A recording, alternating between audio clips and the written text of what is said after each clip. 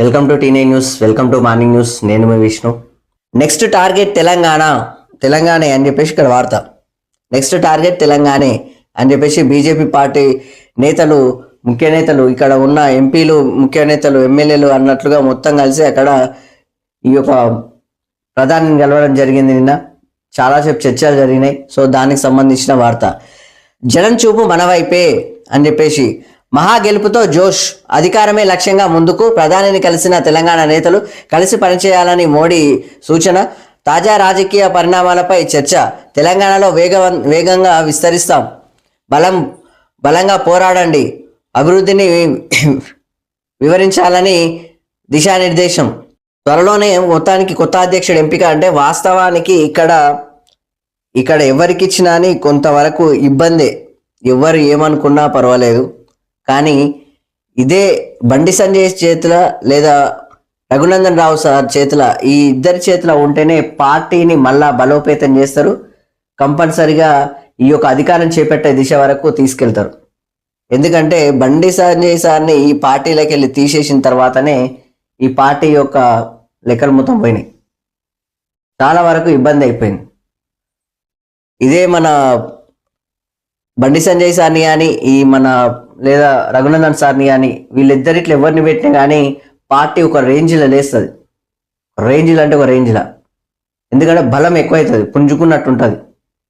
So ఆ విధంగా compulsory వీళ్ళిద్దరికి ఇస్తేనే బాగుంటుంది. కానీ ఇందులో వీళ్ళ ఈటల సార్కి ఇవ్వాలని చెప్పేసి ఒక అర్హునిగా అక్కడ కూడా భావిస్తున్నారు.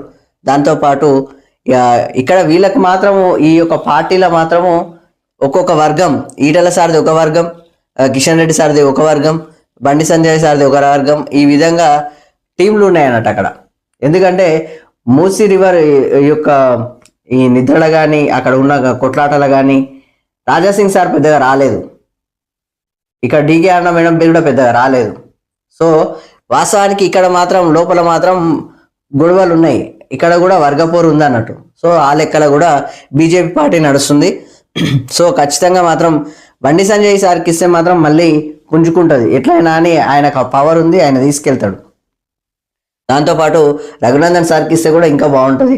సో వాళ్ళిద్దరిట్లో ఎవరికి ఇచ్చినా అని బేష్ ముందుకు వెళ్ళిపోతారు. ఎందుకంటే కిషన్ రెడ్డి కానీ బండి సంజయ్ మాత్రం వీళ్ళిద్దరు కేంద్ర మంత్రులుగా ఉన్నారు కాబట్టి ఈ యొక్క మహిళకి ఇస్తే మాత్రం డీకే అన్న మేడంకి వస్తుంది.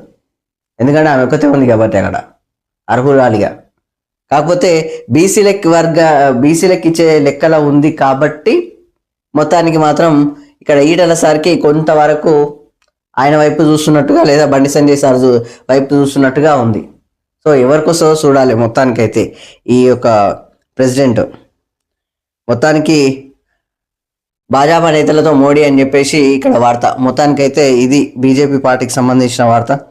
వీళ్ళు కొంచెం ప్రజా సమస్యల పైన కూడా పోరాడితే బాగుంటుంది, కొట్లాడితే బాగుంటుంది. ఎందుకంటే పార్టీ ముందుకు వెళ్ళాలంటే ప్రజల్లో ఎక్కువ కనిపించట్లేదు. బీజేపీ పార్టీ పెద్దగా కనిపించట్లేదు. ఎంతసేపు మీడియా ముందు మాట్లాడారు.